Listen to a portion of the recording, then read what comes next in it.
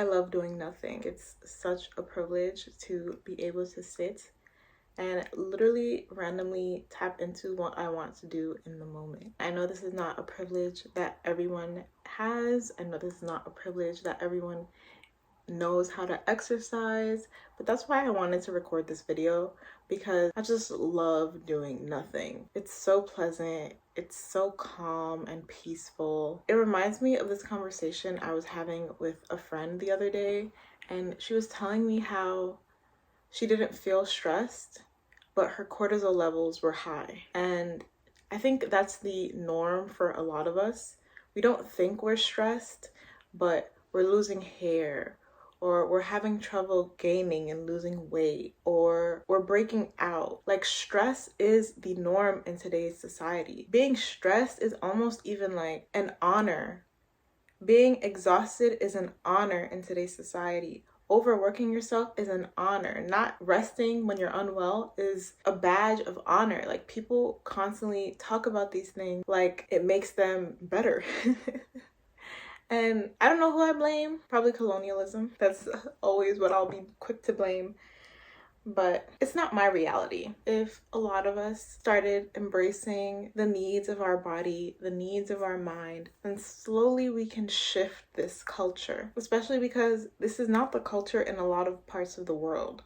It's in specific places, specific countries that value material items more than they value lives. So Leila Hormozi, I don't know if I'm pronouncing her name right, but she recently had a video on how it's not really what you're doing that is hindering you almost. It's more what you are allowing that you should be removing.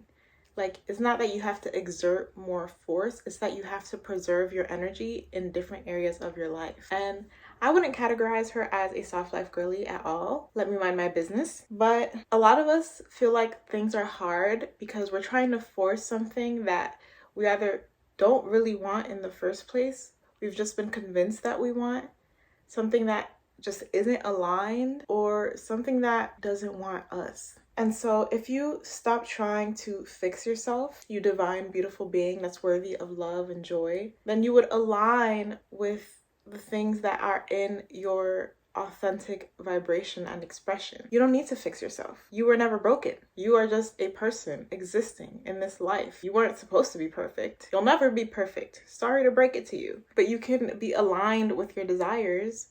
You can be aligned with the life that you want. You can be aligned with things that come easily because your feminine energy is that magical. There's no need for you to solve other people's problems.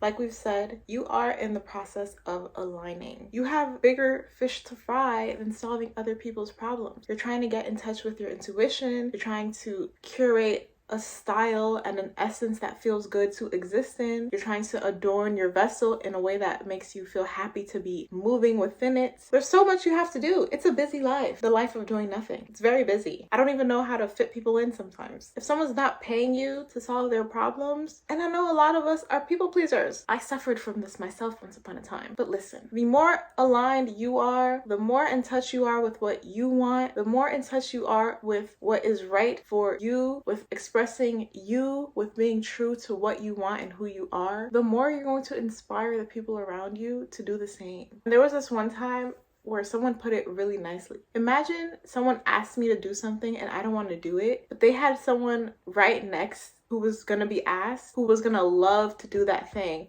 And by me being a people pleaser in my head and wanting to just give when I don't want to give, I took the opportunity for this other person who's going to be happy and excited to give in that way, took that opportunity from that other person. Because being a people pleaser, a toxic empath, is selfish. You're doing it because you want to feel needed. You're doing it because you're insecure. And you're doing it because you don't think you have inherent value. But I'm here to tell you, you do. You are a beautiful being. I just wish you would act like it. If something wasn't directly expressed, then assume it's a no. And I know this one is hard. This is something I am practicing as well on my own. But if someone doesn't tell you they have beef with you, beef never existed. If someone doesn't tell you what they expected of you, that expectation never existed. People are adults. We are adults. And if you can't say what you need or what you want or what you were hoping for, then there's no mind reading AI out yet. Okay, how would anyone have known? But that also puts the responsibility on you to communicate your needs when they come up. Ask yourself, do I want to do this? Do I want to show up in this way? And sometimes you don't want to. And you're going to have to realize that it getting done is more importantly than it getting done perfectly. And that takes releasing control. And I know a lot of us have trouble with that, but get over it. I want to do nothing. I want to look at the rain from the inside of my home and be a hater. I want to give my opinion online, unsolicited. I want to listen to other people's stories. I want to brighten up someone's day. I want to have all of my friends' favorite snacks for whenever they come. I want to have a bunker in my basement for when the world abruptly ends. That's what I want to do. I don't want to work. I want to do nothing. You need to build trust with yourself. And this is going to look like you showing yourself over and over again that everything will be all right if you do nothing. You need to have a list, an ongoing list of times where you did nothing and everything went well. I can give you some examples. I literally stop in front of doors and make men open them for me. Very pleasant. I don't have to touch all those germs, especially when you're living in New York. Example number 2, I take breaks when I'm tired. I'm still here today, living, breathing, and kicking. I will not be giving you any more examples. Secret to doing nothing. Find art and bask in it. And when I mean art, I mean things that are enjoyable to the senses. Smell nice things. Go to places that you deem to be beautiful. Eat delicious foods. Have water that you think tastes good. If you think one bottle of water doesn't taste good, never drink that bottle of water again. The world is your oyster. Have soft blankets that feel good on your skin. Soft shirts that feel good on your skin. Listen to music that makes you happy. Music that makes you feel good. And lastly, there are things in life that we cannot explain. There are always going to be ways for you to be harmed. There are always going to be ways for something to go wrong. But when your subconscious is so primed to seeing the bright side, to seeing the fine thread of ease throughout the day, when your subconscious is just attuned to comfort, these things decrease in likelihood because you start aligning yourself with things that make you feel safe. And your intuition, especially as a woman, is very strong, very powerful, and very much divine. So you're gonna have to release some things to God, and you're going to have to be the Lulu. Don't be stupid, be the Lulu. Be excited about this lifestyle that you know you deserve. How did we as humans stray so far from being attuned to nature, from being attuned to ourselves and each other?